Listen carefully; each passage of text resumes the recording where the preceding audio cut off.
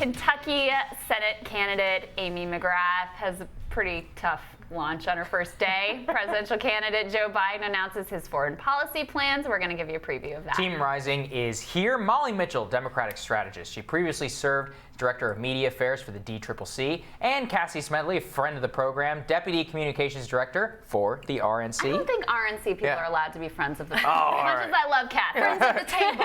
Friend of the table. One side of the table, at least. Welcome to you both. Let's start, Molly, with what happened with Amy McGrath. She first flip-flopped. She told a newspaper that she would have voted for Brett Kavanaugh's confirmation, I think on the merits, despite the fact that she believed Christine Blasey Ford's allegations against him. Hours later, walks it back. Right. So what could she have crafted a worse answer to this entire situation? It's a definite, it's a bad blunder. It's early in a campaign. I don't think any operative, regardless of their political views, would tell you otherwise. What I will say is that I don't think that when it comes to the primary and then election day that this will be the first thing people think about. It's bad, but to put it in context, in the first 24 hours, she raised $2.5 million. McConnell, in his last quarter, raised $3 million. Yeah. So there's definitely a need and a want to put someone forth who can beat Mitch McConnell. Now, whether that ends up being Amy McGrath after this, that's definitely up for debate. I still think, and we talked about this so much last cycle, that everyday voters, what they really care about is those kitchen issues, right? Like, how are they going to afford health care? Yeah. I think that this blunder, while bad, is not a death sentence by any means. Yeah. It's very I early. don't even want to ask Cassie about it. What do you think? Hold on. Let me just say, as someone who lived in Kentucky, I've met Amy. I know some of the other people who could potentially get into the race. And the problem with it is two things. Number one, it brings back very bad memories of Allison Lundergan Grimes when she ran against Mitch McConnell, and she got asked, who did you vote for? And obviously she voted for Obama, but she didn't want to say it. And so she danced around, became a whole thing. It was a disaster when it would have been better. She just freaking said it, and it wouldn't have been a thing. And then she ends up crashing and burning and losing. It's not really close after getting tons of national media attention, being kind of a cable news darling. So it brings back those memories. The other problem is that it's not the first time that Amy McGrath feels like, rather than just saying what she thinks, she's trying to get the right answer. Her very first interview in this campaign, she talked about how she is a Trump Democrat, and the problem with Mitch McConnell is he doesn't support Donald Trump enough. I mean, that's ridiculous. It's ridiculous. I'm sorry. Yeah. Well, yes, and then it's just, I guess, rather unfortunate for her that her first big blunder of this campaign is on the singular issue that Mitch McConnell loves to talk about the most. He has called Judge Kavanaugh the proudest moment of his career. And to your point, this campaign will absolutely be about the economy. Great things to discuss there. I know the president can't wait to get to it.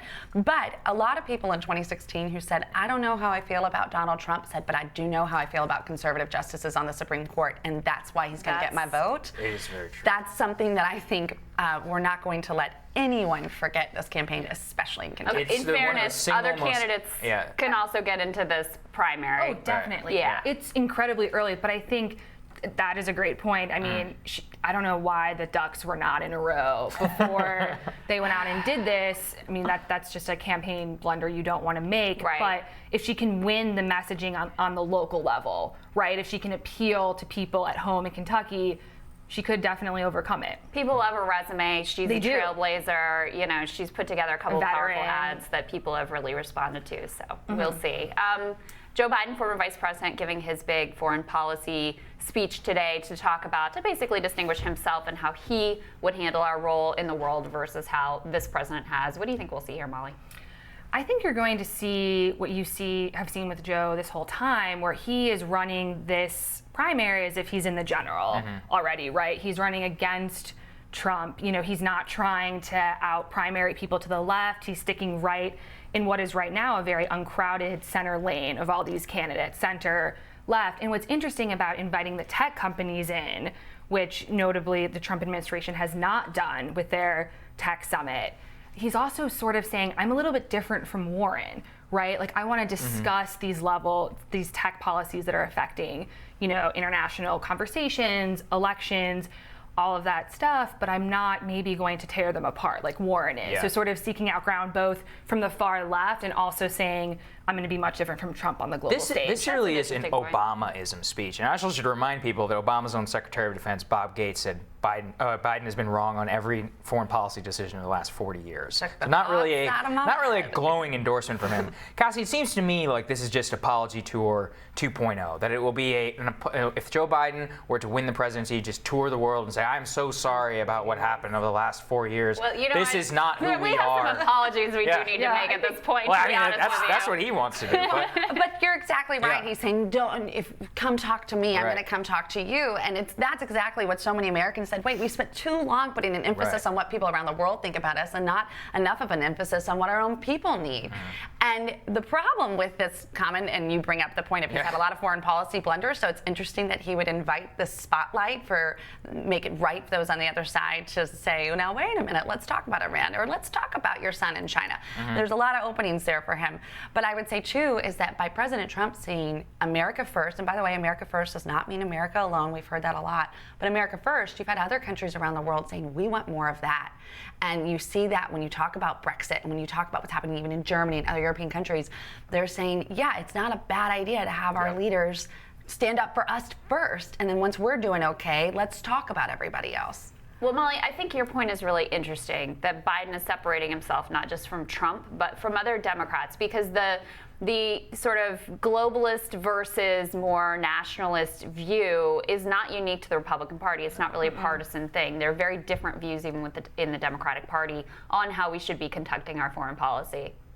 No, I think that's exactly right. And I think that Joe Biden is in a position right now, simply from name recognition and his lead in the polls, where he can have a summit like this, where he can unveil plans like this. And he does, whether you agree with them or not, have a lot of foreign policy experience compared to many of the candidates that are currently running for president. You know, Pete Buttigieg has also talked about foreign policy, but he has, while he has been a vet, has not been serving, in Congress or, in a level where he deals with that. Meeting with world leaders. No, I mean, Joe this Biden is has. why Obama picked him. And- Obama picked him yes. because he was light on foreign policy, and that was really the... And people remember that. I think Yeah. the big thing here, though, is that Biden still has to win the primary, and I'm not sure that this helps him do that. I don't think it's bad, but I think people are really concerned about wages, are really concerned again about healthcare costs, rising drug prices, and I think that that's going to come first. We saw that with the House in the midterms, right? And that foreign policy may not factor into their decision when they go into the voting booth. I think we have to wait and see, but I'd be surprised if it was the first thing. That's an excellent interesting point. Yeah. Ladies, stick with us. We got more for you right after this.